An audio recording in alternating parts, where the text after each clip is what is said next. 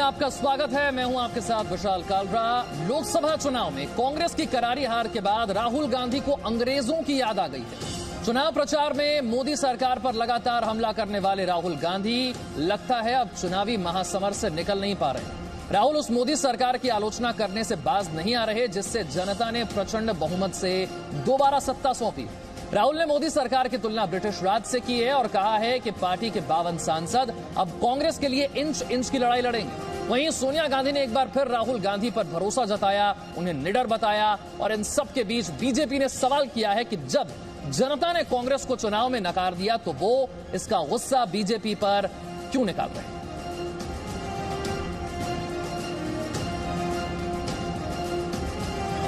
तो कांग्रेस पार्टी हमारे ऊपर क्यों नाराज हो रही है?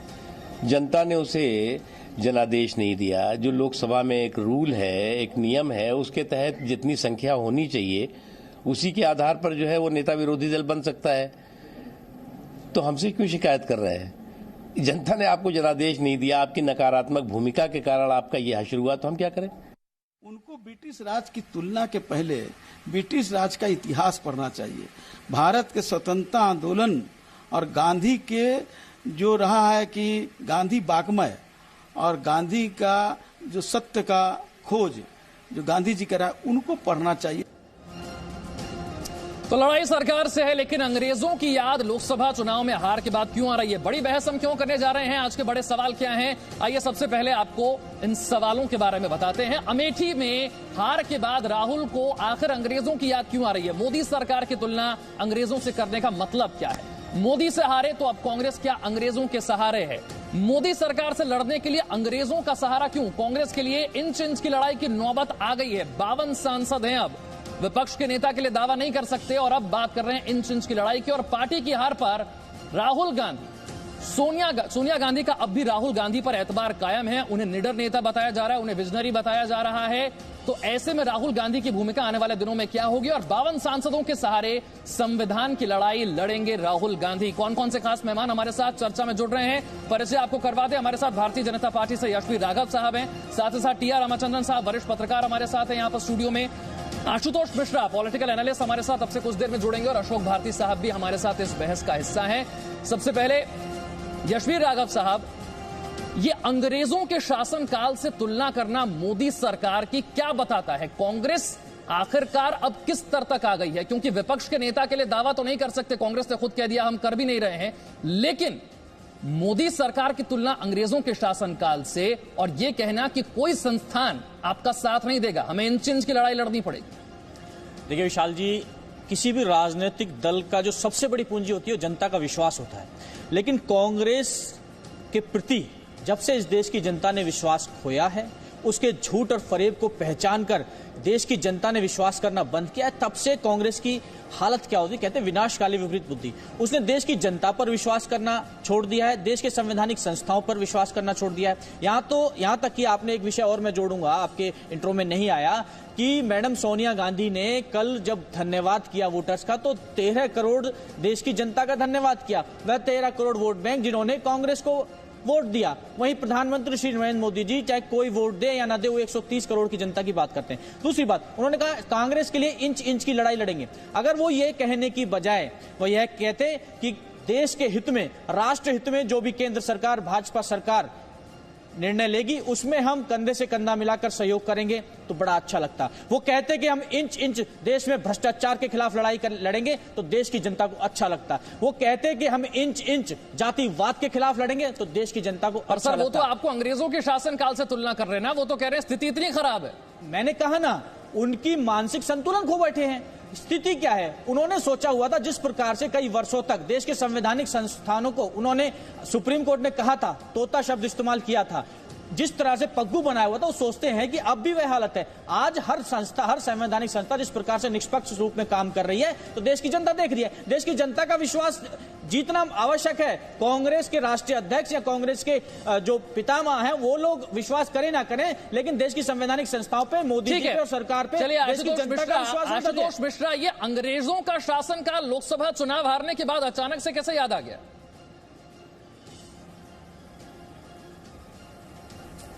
अंग्रेजों का शासनकाल राजतंत्र के निरंकुश राजतंत्र के दुरुपयोग के लिए प्रसिद्ध है, जहां पे हर शासन प्रणाली का इस्तेमाल किया जाता था विरोधियों को दबाने के लिए। वो हम आज देख रहे हैं, चाहे इनकम टैक्स हो, चाहे सीबीआई हो, चाहे इन्फोर्समेंट डायरेक्टरेट हो, उसके दुरुपयोग के। दूसरी बात, एक जो ये गलतफहमी दूर करना बहुत जरूरी है कि भाजपा को सबका विश्वास प्राप्त है, क्योंकि ये तो नरेंद्र मोदी भी मानते हैं कि उनको सबका विश्वास नहीं प्राप्त है।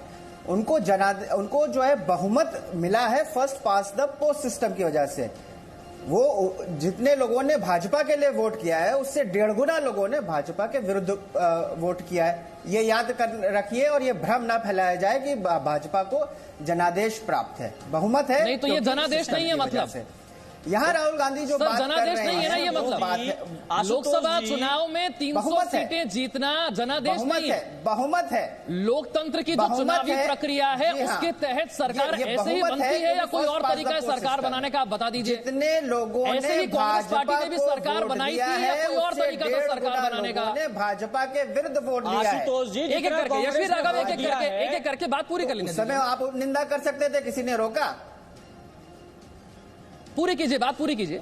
और ये आपसे भी अनुरोध है कि कृपया बात पूरी होने दें। हाँ जी, क्योंकि अब बीच में बोल देते हैं तो हम बात कर रहे थे। फिर राहुल गांधी जो बात कर रहे हैं, राहुल गांधी जो बात कर रहे हैं वो यही कर रहे हैं कि यहाँ पे जो भाजपा अंग्रेजों की तरह डिवाइड एंड रूल, चाहे वो सांप्रदायिक उस बेसिस पे हो, चाहे वो भाई इनको जो है हम हिंदू मुसलमान कराने, क्योंकि प्रधानमंत्री ने कहा था जब वायनाड लड़ने जा रहे थे कि जो है majority minority is in majority there. तो ये जो विभाजनकारी अंग्रेजों की डिवाइड एंड रूल पॉलिसी है, ये उसके विरुद्ध लड़ने के लिए आह्वान है कि इनके खिलाफ खड़े होइए। ये जो ठीक है, आपने दो बड़ी बातें यहाँ पर करी है, प्रमोट कर। मैं अशोक भारती का रुख करता हूँ। दो बड़ी बातें आपने यहाँ पर करी है, एक तो इनकम टैक्स, सीबीआई, ईडी, ये आपको दबाने के लिए काम कर रहे हैं आपके मुताबिक, और दूसरा बीजेपी ने विभाजन किया है, सांप्रदायिक आधार पर जनादेश हासिल किया है। ये दो आरोप आपने लगाया। मैं अशोक भारती से इसका जवाब लेना चाहूंगा। भाई आशुतोष मिश्रा कह रहे हैं कि जितने लोगों ने बीजेपी के साथ, बीजेपी के पक्ष में वोट किया उससे 1.5 गुना लोगों ने उनके खिलाफ वोट किया है। भाई लोकतंत्र में चुनावी प्रक्रिया तो यही है। ऐसे ही कांग्रेस पार्टी ने भी सरकार बनाई है, ऐसे ही बीजेपी ने भी सरकार बनाई है। लेकिन लोकसभा चुनाव 2019 हारने के बाद अब अंग्रेजों का शासनकाल नजर आ रहा है। अशोक भारती, देखिए, मुझे लगता है कि 3 बड़ी महत्वपूर्ण बातें हैं जो मुझे लगता है हम सबको समझनी है। पहली बात तो ये समझनी है कि देश में जनादेश किसको कहते हैं। देश में जनादेश का मतलब ये होता है कि जो भी पॉलिटिकल पार्टी, उसकी अगर पार्लियामेंट में मेजोरिटी होती है, लोकसभा में मेजोरिटी होती है, तो ये कहा जाएगा कि उसको जनादेश मिला है। क्योंकि हमारे देश में वोटों के आधार पर जनादेश नहीं होता, पार्लियामेंट में सीट के आधार पर जनादेश होता है। एक बात तो मैं ये कहना चाहता हूं, यानी कि इस बात में कोई शक नहीं है कि आज इस देश में भारतीय जनता पार्टी को जनादेश मिला है। ठीक है, लेकिन दूसरी बात जो मैं कहना चाहता हूं वो मैं ये कहना चाहता हूं कि माननीय राहुल गांधी जी का जो बयान है वो उनकी पार्टी की राजनीतिक सामाजिक समझ का प्रतिनिधित्व करता है।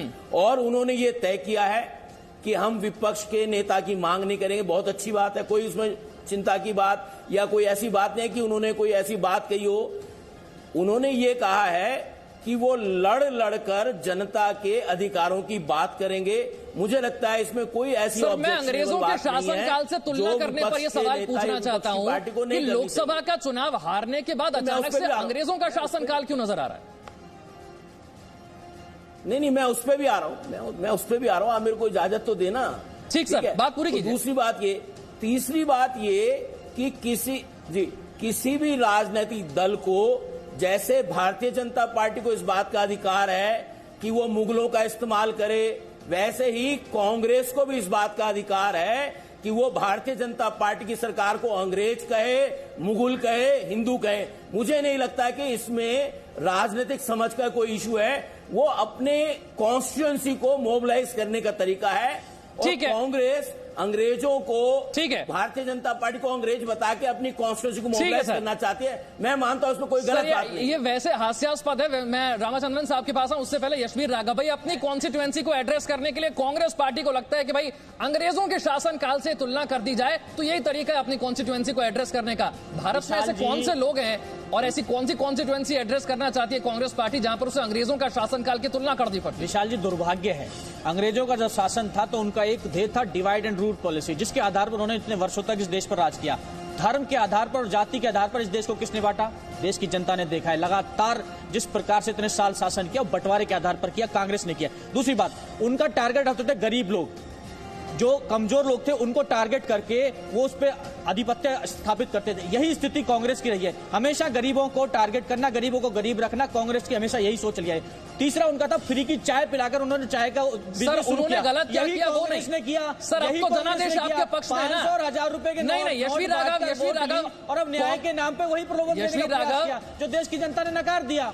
सर, कांग्रेस की आलोचना करना वो कैंपेन मोड छोड़ दीजिए ना सर। मैं ये पूछ रहा हूँ, वो दो आरोप आप पर लगा रहे हैं, एक सांप्रदायिक आधार पर विभाजन करना जो आपकी नीति अभी कायम है, उनका ये कहना है, और दूसरा ये कि सारे के सारे संस्थान इनके पीछे पड़े हैं, इनको दबाने, इनको कुचलने में लगे। सांप्रदायिक आधार वाला जो उन्होंने आरोप लगाया, मैंने उसका जवाब दे दिया। सबसे ज्यादा सांप्रदायिकता और धर्म के आधार पर, जाति के आधार पर देश को बांटने का काम कांग्रेस ने किया। दूसरी बात, इन्होंने कहा कि सीबीआई, ईडी और जो इनकम टैक्स का, अरे आप देखिए ना, जितने भी केसेस चल रहे हैं वो यूपीए शासन के दौरान के सुप्रीम कोर्ट के आदेश पर हैं। चाहे रॉबर्ट वाड्रा के खिलाफ कोई बात हो, चाहे कल इनके ही साथी प्रफुल्ल पटेल जी के ईडी ने नोटिस किया है, भाई करोड़ों अरबों के गबन करेंगे, जो संवैधानिक संस्थाएं इनके खिलाफ कार्रवाई नहीं करेंगी तो क्या इन्होंने पग्गू बना समझा हुआ है क्या संवैधानिक संस्थाओं को? अब यूपीए शासन नहीं है, कांग्रेस शासन नहीं है, हर संवैधानिक संस्था निष्पक्ष रूप से हर जितने भी भ्रष्टाचार उस पर कार्रवाई करेगी। इसी बात का इनको दर्द है। ये जो बौखलाहट है, हार के बाद की बौखलाहट है, इन्हें ध्यान में मैं एक चीज और जोड़ता हूं विशाल जी, जितने भी पिछले 5-6 सालों में भ्रष्टाचार निकले, कहीं ना कहीं हर भ्रष्टाचार का तार कांग्रेस से जुड़ता हुआ नजर आया। उस भ्रष्टाचार का तार जब नजदीकी से देखते हैं तो उस भ्रष्टाचार का तार रॉबर्ट वाड्रा से जुड़ता नजर आता है, और अब और गहराई से जब ईडी और अन्य एजेंसियां जा रही हैं तो कहीं ना कहीं उस भ्रष्टाचार का जो तार है राहुल गांधी और परिवार से जुड़ता हुआ नजर आता है। यह बौखलाहट उसी चीज की है। ठीक है रामाचंद्रन साहब, ये कहना चुनाव से पहले कैंपेन मोड में कि सारे संस्थान हमारे खिलाफ हैं, हमें दबाने के लिए, हमें कुचलने के लिए लगे हुए हैं, ठीक है, चुनाव प्रचार में इसको कहा गया। अब चुनाव के नतीजे सामने आने के बाद भी ये कहना कि हम इंच इंच की लड़ाई लड़ेंगे, देखिए हमारी पार्टी के साथ कोई संस्थान नहीं खड़ा है, आपको किसी से सपोर्ट नहीं मिलेगा। सर, ये कौन से संस्थानों की बात कर रहे हैं? कौन से संस्थान किसी विशेष पार्टी के खिलाफ हो गए? विशाल जी, सबसे पहले बात तो ये है कि 2 जनरल इलेक्शंस 2014 और 2019 कांग्रेस पार्टी बड़ी बुरी तरह हारी है, और कांग्रेस पार्टी ने ये एक्सेप्ट किया है कि ये एक भारी उनकी डिफीट है, और उन्होंने ये भी एक्सेप्ट किया कि उनको इतने नंबर्स भी नहीं मिले कि वो leader of the opposition officially कहलाया जाए। पिछली बार 44 सीट मिले, इस बार 52 सीट मिले, 8 सीट की वृद्धि है। 8 सीट की वृद्धि आज के माहौल में देखा जाए तो कोई इतना बड़ा नहीं है जिस पार्टी ने 50 साल तक इस देश का शासन किया हो। अब मैं तो जैसे कि इनकी आर्ग्यूमेंट्स और बाकी चीजें आ रही हैं उसको मैं एक बड़े नेगेटिव के तौर पे देखता हूं। आप अगर जीत गए बहुमत के साथ तो वो जनादेश हो गया, और कोई अगर अच्छी तरह जीत जाए तो वो जनादेश नहीं हुआ। मेरे ख्याल में ये अपने आप में एक बहुत सा पॉलिटिशियंस को और सीजन पॉलिटिशियंस को ये शोभा नहीं। मैं इस तर्क का जवाब बहुत दिनों से ढूंढने की कोशिश कर रहा हूं कि भाई जितने वोट मिले हैं उससे ज्यादा खिलाफ में वोट हैं। सर, लोकतंत्र में चुनावी प्रक्रिया तो यही है ना। देखिए, हम लोग इसको कुछ भी कह लें, आप इसको कोई भी कैलकुलेशन देख लें, हमारे यहाँ फर्स्ट रामाचंद्रन साहब, माफी के साथ आपको तस्वीरें जरा हम दर्शकों को बता दें। राष्ट्रीय पुलिस स्मारक पहुंचे हैं गृह मंत्री अमित शाह। ये तस्वीरें आप देख रहे हैं, राष्ट्रीय पुलिस स्मारक की ये तस्वीरें, जहां पर इस वक्त मौजूद हैं गृह मंत्री अमित शाह। और आजादी के बाद से राष्ट्र की सेवा में जिन पुलिसकर्मियों ने अपने जीवन बलिदान किए हैं उनकी याद में ये स्मारक, जहां जाकर उन्हें नमन करेंगे। तस्वीरें आप देख रहे हैं, सीधी तस्वीरें इस वक्त दिल्ली में राष्ट्रीय पुलिस स्मारक की ये तस्वीरें हैं। गृह मंत्री का चार्ज संभालने के बाद बड़े अधिकारियों से मुलाकात की है, जम्मू कश्मीर के राज्यपाल से मुलाकात की है। इसके बाद अब आप देख रहे हैं तस्वीरें राष्ट्रीय पुलिस स्मारक पहुंचने की गृह मंत्री अमित शाह की। करीब 6 एकड़ में फैला हुआ ये राष्ट्रीय पुलिस स्मारक, और आजादी के बाद से वो तमाम वीर पुलिस वाले जिन्होंने राष्ट्र की सेवा में अपनी जान कुर्बान की, उन्हीं की याद में इसे बनाया।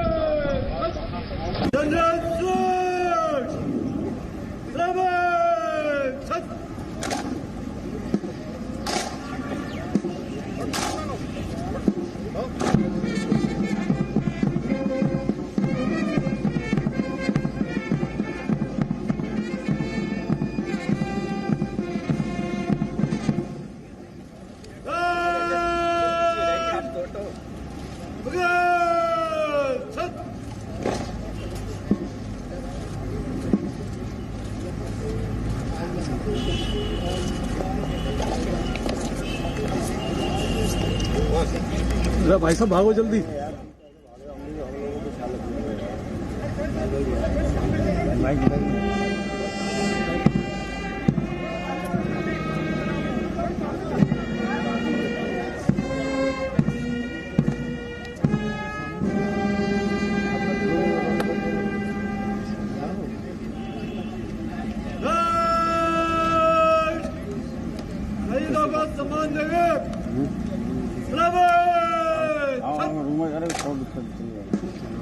सबसे पहले आपको बता दें कि डिसाइड क्या निर्णय लिया कि किसी राजकीय कार्यक्रम में जाएंगे तो सबसे पहले पुलिस मेमोरियल जाएंगे जहां पर जो पुलिस वालों ने हमारे देश के लिए कुर्बानी दी है उनको जाकर भावभीनी श्रद्धांजलि देंगे। तो इस वक्त आप तस्वीरों में देख रहे हैं कि अमित शाह भावभीनी श्रद्धांजलि पुलिस और अब तक 34,000 वालों को जो कुर्बान हुए हमारे देश के लिए उनको दे रहे हैं। कुल मिलाकर अगर कहा जाए तो लगातार भारत के और आज उन्होंने देखिए तो ये तस्वीरें आप देख रहे हैं, दिल्ली की तस्वीरें हैं। राष्ट्रीय पुलिस स्मारक, जैसा कि हमने आपको बताया, आजादी के बाद से राष्ट्र की सेवा में जिन पुलिस वालों ने अपनी जान कुर्बान की, उन्हीं की याद में उन्हें नमन करने के लिए इसे बनाया गया। और खुद गृह मंत्री अमित शाह अब यहां पर पहुंचे हैं। आपने देखा कल चार्ज संभालने के बाद किस तरह से लगातार वो एक्शन में नजर आ रहे हैं। जम्मू कश्मीर के राज्यपाल हों, खुफिया विभाग के प्रमुख हों, उनसे मुलाकात की है। अगले 100 दिनों का उनका एजेंडा क्या होगा, इसे लेकर हर तरफ चर्चा चल रही है। और इस बीच वो आज पहुंचे हैं राष्ट्रीय पुलिस स्मारक, उन पुलिस वालों को नमन करने के लिए जिन्होंने राष्ट्र की सेवा में अपनी जान कुर्बान की।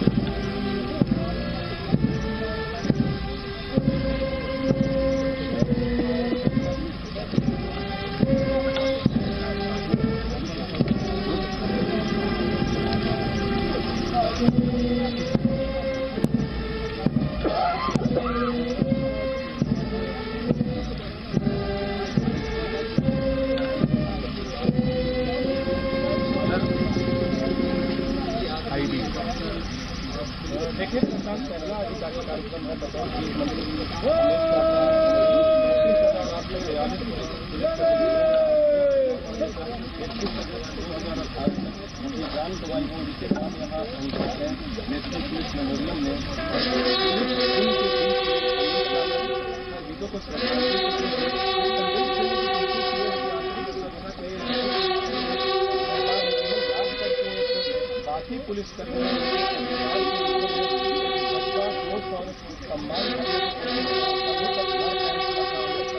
और आज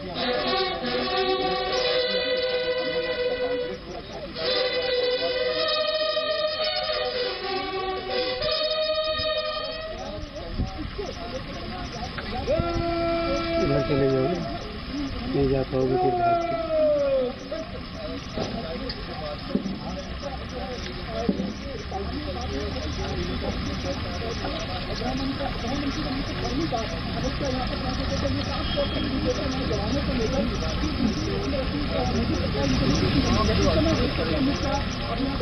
थोड़ी पीछे होकर रहने।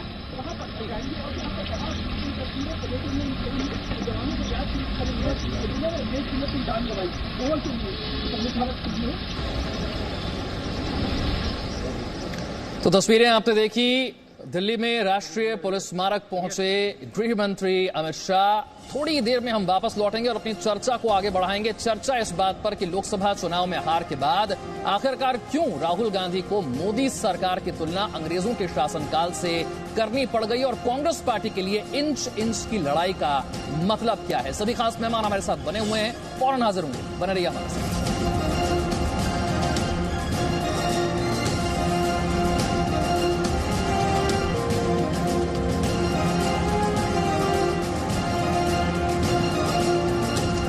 तो चर्चा को आगे बढ़ाते हैं और चर्चा इस बात पर कि लोकसभा चुनाव में हार के बाद राहुल गांधी को आखिरकार क्यों मोदी सरकार की तुलना अंग्रेजों के शासनकाल से करनी पड़ी और कांग्रेस पार्टी के लिए इंच इंच की लड़ाई का मतलब क्या है। सोनिया गांधी का यह कहना कि राहुल गांधी निडर हैं, विजनरी हैं, इसका मतलब साफ है कि राहुल गांधी आगे अध्यक्ष बने रहेंगे। रामाचंद्रन साहब, मैं शुरुआत करना चाहूंगा आपसे। एक तो ये कि इंच इंच की लड़ाई का मतलब क्या, और दूसरा ये कि सारे संस्थान हमारे पीछे पड़े हैं, संस्थानों से हमें सपोर्ट नहीं मिलेगा। ये बातें चुनाव से पहले भी वही थी, चुनाव के बाद भी वही है। क्यों परिवर्तन नहीं आ रहा है सोच में?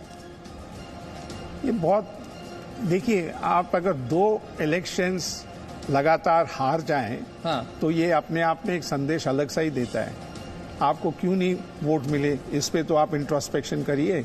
कहीं ना कहीं आपने जो कहा था या आप जो नीतियां आगे ले जाना चाहते हैं उस पे, और जो मोदी साहब ने अपने आप को अलग करके जो भी बातें की लोगों के सामने, वो लोगों में ज्यादा जोर पकड़ा है और इनकी बातों में लोगों में नहीं, जैसे यशवी राघव कह रहे हैं कि अगर कुछ गलत किया है तो संस्थान जांच करेंगे ना आपकी। इनकम टैक्स आपके बारे में जांच ना करे, ईडी आपके बारे में जांच ना करे, सीबीआई आपके बारे में जांच करे, ये तो संभव नहीं है। नहीं, मेरे ख्याल में जरूर ये जांच होनी चाहिए, पर कुछ टाइमिंग इन जांचों की ऐसे है जो बहुत बड़े प्रश्न चिन्ह उठाते हैं। तो उसके बारे में लोगों ने बात की थी कि इलेक्शन के दौरान जो भी सरकार है उसको, ये पहले कभी ऐसे इंस्टेंसेस हुए नहीं जो अभी किए जा रहे हैं। देखिए, मेरा कहने का मतलब ये है कि मुझे नहीं फर्क पड़ता कि इलेक्शन हो रहे हैं कि नहीं हो रहे हैं। अगर आपको लगता है कि इनके खिलाफ केसेस हैं तो वो इलेक्शन हो ना हो, मेरे ख्याल में आपको आगे प्रोसीड करना चाहिए। अगर ये रियलिटी, अगर यही है कि इलेक्शन हो या ना हो, उस पर प्रोसीड करना चाहिए। विशाल जी, इसमें एक चीज कहना चाहूंगा, रामचंद्र जी बहुत वरिष्ठ हैं हमारे और ये इस बात का तो बिल्कुल मानेंगे कि देश में पूरे 5 वर्ष चुनाव चलते हैं। कोई ना कोई किसी ना किसी प्रदेश स्तर पे कोई ना कोई चुनाव होता ही है। दूसरी बात, पिछले 5 वर्ष तक जब तक लगातार चाहे सुप्रीम कोर्ट के आदेश पे हो, चाहे सीबीआई कार्रवाई हो, जो भ्रष्टाचार पर सरकार आगे बढ़ती थी या संवैधानिक संस्थाएं आगे बढ़ती थी, कांग्रेस बार बार ये कहती थी लगातार कि भाई आप अगर भ्रष्टाचार के आरोप हैं, भ्रष्टाचार किया तो कार्रवाई क्यों नहीं करते। जब कार्रवाई आगे बढ़ती थी, अपने तरीके से बढ़ती थी, अपने हिसाब से बढ़ती थी, तो ये कहते थे कि बदला लिया जा रहा है, चुनाव आ रहे हैं इसलिए प्रेशर बनाया जा रहा है। आपको कहीं ना कहीं संवैधानिक संस्थाओं पर विश्वास करना होगा। आज की स्थिति निष्पक्ष तरीके से स्वतंत्रता के आधार पर सारी संवैधानिक संस्थाएं, एजेंसीज काम कर रही हैं। आज कांग्रेस की सरकार में जिस प्रकार से इन्होंने पंगु बना दिया था, हर एजेंसी को ये अपने उपयोग के लिए इस्तेमाल करते थे, वो स्थिति नहीं है। लेकिन इनकी सोच वही है, आज भी अपने आत्मचिंतन करने के लिए तैयार नहीं है। इस 2 लगातार हार के बाद भी आत्मचिंतन की बजाय वही नकारात्मक राजनीति आगे बढ़ना चाहती है। मैं एक चीज और ऐड करता हूं, जिस प्रकार पूरे चुनावी अभियान में इन्होंने नकारात्मकता बढ़ाई, इन्होंने मोदी हटाओ मोदी हटाओ मोदी हटाओ रखा, कहीं ना कहीं देश की जनता के मनोमस्तिष्क के इनकी छवि हट गई और आज ठीक है। आपने जिस नकारात्मक एजेंडे की बात की, मैं आशुतोष मिश्रा से इसी पर पूछना चाहूंगा। लालू यादव ने भी आपसे कुछ दिनों पहले ऐसा ही ट्वीट किया था कि सारी ऑपोजिशन पार्टियां मिलकर के एक पॉजिटिव नैरेटिव जनता के सामने रख नहीं पाई, एक ऐसा एजेंडा सेट नहीं कर पाई जो सकारात्मक हो, जो जनता को सकारात्मक एजेंडे की तरफ, रुख की तरफ लेकर जाए कि देश को हम किस दिशा में बढ़ाना चाहते हैं, हम उसमें फेल हो गए, यानी कि ऑपोजिशन पार्टियां फेल हो गई। आशुतोष मिश्रा, आज भी आपका वही दौर जारी है, वो संस्थानों पर सवाल उठाना, अंग्रेजों का शासनकाल?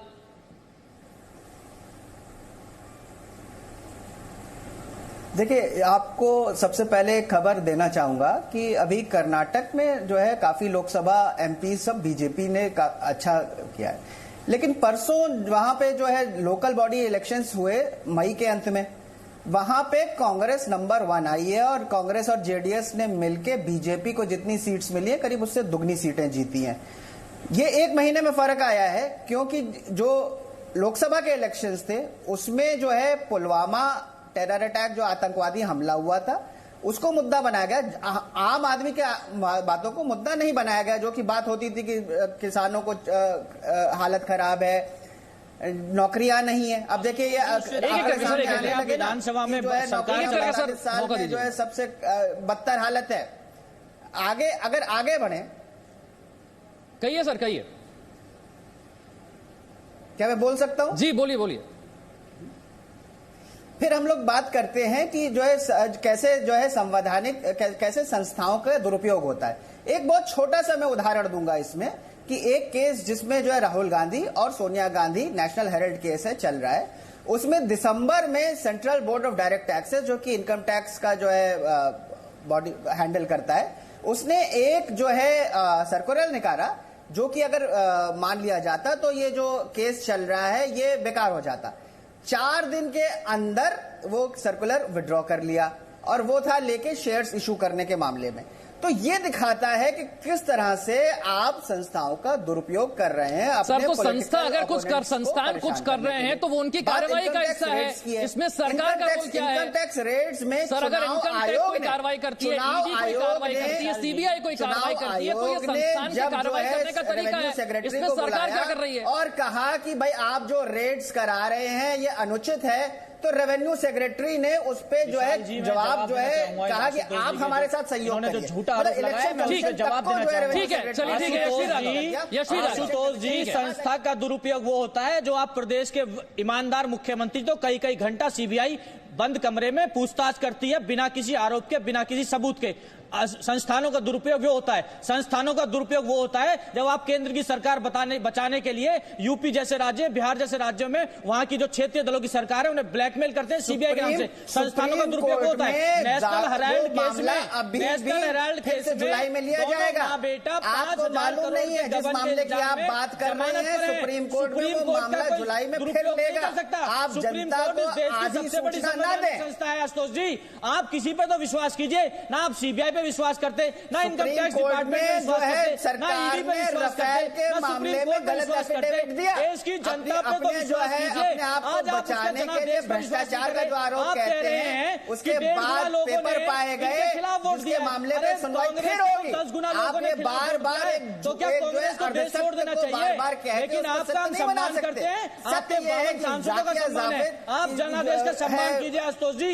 2024 की तैयारी कीजिए। आप नकारात्मक राजनीति करके आगे नहीं बढ़ पाएंगे। सकारात्मक राजनीति अपनी लाइन। ठीक है, चलिए अशोक भारती की लाइन। ठीक है आशुतोष जी, यशवी राघव जी, एक सेकंड। अशोक भारती जी, चुनाव से पहले भी यही नैरेटिव सेट करने की कोशिश की गई कि देखिए लोकतंत्र खतरे में है, चुनाव आयोग सही काम नहीं कर रहा है, संस्थान हमारे सपोर्ट में नहीं है, चुनाव खत्म हो गया, 52 सांसद जीत कर आए हैं, किस तरह से लोकसभा में आकर के मुद्दों को रखना है, उसके बजाय अब भी संस्थान हमारे साथ नहीं है, इसका रोना जारी है। आपको लगता है ये बात जायज है? संस्थान अपने तरीके से काम कर रहे हैं, उनको अपने काम पर छोड़ देना चाहिए? मेरे को देखिए, मेरे को ये लगता है कि कल की मीटिंग में जो राहुल गांधी जी ने और सोनिया जी ने कहा है वो किसी और के लिए नैरेटिव नहीं है, बल्कि वो उनकी अपनी पार्टी के लिए वो नैरेटिव सेट कर रहे हैं। तो ये सही नैरेटिव है कि संस्थाओं का हमें साथ नहीं मिल रहा? लाइन ऑफ एक्शन भविष्य में क्या रहेगी? अब देखिए, इस पे तो मुझे लगता है किसी भी पॉलिटिकल पार्टी को इस बात की तो आजादी है कि वो नेगेटिव सेट करे, पॉजिटिव सेट करे, लेकिन मुझे लगता है कांग्रेस को, और आशुतोष जी यहां बैठे हैं, उनको ये समझना चाहिए कि कांग्रेस को अपने आप को रीइन्वेंट करना पड़ेगा। आज भारतीय जनता पार्टी 1984 की भारतीय जनता पार्टी नहीं है। आज भारतीय जनता पार्टी 2 बार से सत्ता में है। आज भारतीय जनता पार्टी अटल बिहारी वाजपेयी नहीं चलाते हैं। आज भारतीय जनता पार्टी को माननीय नरेंद्र मोदी और अमित शाह जी चलाते हैं। इसलिए कांग्रेस का जो ढांचा पिछले 100 साल से चल रहा है, वो ढांचा भारतीय जनता पार्टी का मुकाबला नहीं कर सकता। भारतीय जनता पार्टी का मुकाबला करने के लिए कांग्रेस को अपने आप को रीइन्वेंट करना पड़ेगा, अपनी पार्टी को रीइन्वेंट करना पड़ेगा, अपनी थॉट प्रोसेस को रीइन्वेंट करना पड़ेगा, अपने ऑर्गेनाइजेशन स्ट्रक्चर को रीइन्वेंट करना पड़ेगा। और जब तक कांग्रेस की लीडरशिप जमीन पर काम करने वाले लोगों के हाथ में नहीं जाएगी, तब तक मुझे नहीं लगता कि कांग्रेस अपने आप को रीइन्वेंट कर पाएगी। ठीक है आशुतोष मिश्रा, जो बात अशोक भारती कह रहे हैं आप सहमत हैं इससे? एक पॉजिटिव एजेंडा सेट करना होगा अपने कार्यकर्ताओं के सामने बनिस्बत ये कि अंग्रेजों का शासनकाल है, संस्थान हमारे सपोर्ट पे नहीं है। सर ये राग पुराना हो गया, ये चुनावी कैंपेन तक ठीक लग रहा था, चुनाव खत्म होने के बाद कम से कम अपने कार्यकर्ताओं के सामने पॉजिटिव एजेंडा क्या है, विजन क्या है, इसे रखना जरूरी है। राहुल गांधी जब लोकसभा का इलेक्शन लड़ने गए थे तो पॉजिटिव एजेंडा लेके गए थे। न्याय, नौकरियों की कमी, बेरोजगारी बढ़ रही है, कैसे जो है महंगाई बढ़ रही है, पॉजिटिव एजेंडा लेके गए थे। उसमें कहीं निगेटिविटी नहीं थी, इसमें कहीं निगेटिविटी नहीं थी। और ये बात जो है एक कहानी बनाई जा रही है कि जो है निगेटिव एजेंडा, अगर यहाँ पे नहीं, मैं आपका सवाल नहीं सुन पाया, फिर से बताइए। मैं कह रहा हूं सर, आप पॉजिटिव एजेंडा की बात कर रहे हैं, चुनावी कैंपेन में भी चुनाव आयोग पर सवाल कौन देखिए, एक तो मुझे आप पूरा बोलने नहीं देते, ये बीच में लोग बोलने लगते हैं। कैंपेन अब भी जारी है यहाँ पे नहीं, कैंपेन इसलिए जरूरी है कि जैसे मैंने आपको बताया कि कर्नाटक में 1 महीने के अंदर जो है भाजपा पिट गई है। उसकी वजह क्या है कि जो इन्होंने लोकसभा का चुनाव लड़ा उस समय पुलवामा ने क्या जाके मोदी जी कहते थे लोगों से कि आप हमें वोट दीजिए पुलवामा के जो है शहीदों को याद करके। उन्होंने किसी पॉजिटिव एजेंडे पे लड़ाई नहीं करी है। वो क्या बात करते हैं कि देश की जनता ने बिना पॉजिटिव एजेंडा के 300 सीटें दे दी। आपको ऐसा लग रहा है गोडसे को देशभक्त, आपके नेगेटिव एजेंडा को नहीं चलाया, अब आप जब देख रहे हैं पहले 300 सीटें दे दी। क्या है कि किसान को दिक्कत है, इसीलिए सरकार जो है उनको पैसा दे रही है। चुनाव में क्योंकि जो है बिल्कुल गलत आरोप है, वहां पे बिल्कुल साफ अच्छे तरीके से चुनाव वहां पे लड़ा गया है। और वहां पे प्रदेश की सरकार 3 महीने पहले ही इन्होंने बनी थी, तो लोकसभा में क्या स्थिति आई ये इन्हें खुद आत्मचिंतन करना चाहिए। दूसरी बात कहा कि इन्होंने पॉजिटिव एजेंडा के साथ गए थे। इनके सिर्फ 2 एजेंडे थे चुनावों के दौरान कि मोदी जी को बार बार लगातार क्या कहते थे, चौकीदार चोर है। दूसरा था न्याय का, चौकीदार चोर का जवाब देश की जनता ने दे दिया इनके नकारात्मक एजेंडे का। और न्याय की बात है, 1971 से चल क्या रहा है, 1971 से करते करते अन्याय, अब ये न्याय की बात कर रहे हैं। तब से ही तो गरीबी हटाओ का नारा था लगातार जो उन्होंने दिया, देश की जनता ने विश्वास नहीं किया। आज भी क्या है, एक लास्ट बात, आज भी ये क्या कह रहे हैं अपनी बैठक में कि इंच लड़ाई करेंगे किसके खिलाफ, बीजेपी के खिलाफ। अरे भ्रष्टाचार के खिलाफ लड़ो, जातिवाद के खिलाफ लड़ो, परिवारवाद के खिलाफ लड़ो, बीजेपी के खिलाफ मत लड़ो, तभी आपके सकारात्मक सोच देश की जनता में जाएगी और आप आगे बढ़ पाएंगे। नकारात्मकता निकालनी पड़ेगी कि कांग्रेस पार्टी को इस वक्त अपने कार्यकर्ताओं के सामने, देश के सामने एक पॉजिटिव एजेंडा रखने की जरूरत है। ऐसे एजेंडे से आगे नहीं बढ़ा जा सकेगा क्योंकि जनादेश बीजेपी के पक्ष में है, सरकार बन चुकी है। कांग्रेस पार्टी के लिए मुश्किल घड़ी है। अगर बिना पॉजिटिव एजेंडे के आगे बढ़े तो आगे का सफर भी और मुश्किल हो सकता है। सभी खास मेहमान हमारे साथ जुड़े, आप सभी का बहुत बहुत शुक्रिया। खबरों का सिलसिला जारी है, बने रहिए हमारे साथ।